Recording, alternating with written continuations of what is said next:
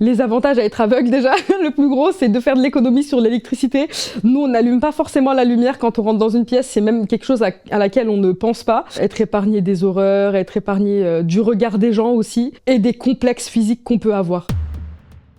Je suis aveugle complète, donc à 100%, je n'ai aucune vision. Moi, je croyais que je verrais plus tard. C'est quand même resté une force parce que c'est à ce moment-là, en fait, qu'on se dit que dès qu'on a un sens qui nous manque, on compense comme on peut. Ah, les trois plus gros clichés, si je dois faire un top. Le premier, c'est « Ah, elle est aveugle, elle est malheureuse ». Et celui-là, c'est vrai qu'il me saoule un petit peu parce que c'est pas parce qu'on n'a pas la vue qu'on est malheureux. Sinon, on a aussi le fameux « Elle est aveugle, elle voit du noir ». Non, c'est pas comme ça que ça se passe. Je sais que vous pouvez pas le conscientiser, mais assumez un peu. Et le fameux « Elle a des sens super développés ». Ils ont trop regardé Daredevil, je pense, ceux-là. Les choses que je ne peux pas m'imaginer, ben, c'est les couleurs, déjà.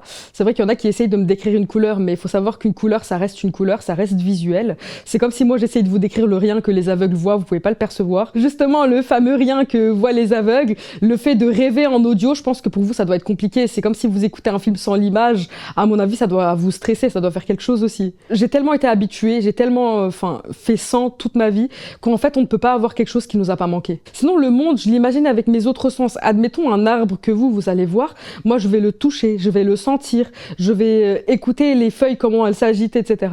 Les avantages à être aveugle déjà, le plus gros c'est de faire de l'économie sur l'électricité. Nous on n'allume pas forcément la lumière quand on rentre dans une pièce, c'est même quelque chose à laquelle on ne pense pas. Être épargné des horreurs, être épargné du regard des gens aussi, et des complexes physiques qu'on peut avoir. Je me suis sentie jugée quand les gens souvent essayent de s'approcher un peu de ma tête, essayent de comprendre le mouvement de mes yeux, mais en fait je le sens, leur tête, c'est limite s'ils pouvaient rentrer dans mes yeux, ils le feraient. Première chose en fait sur laquelle une personne aveugle craque, c'est la voix, clairement. Il y a une autre forme de sincérité parce que la première chose qu'on cherche chez une personne, c'est aussi sa personnalité. Là où les gens les voyants vont chercher la façon dont la personne s'habille, etc.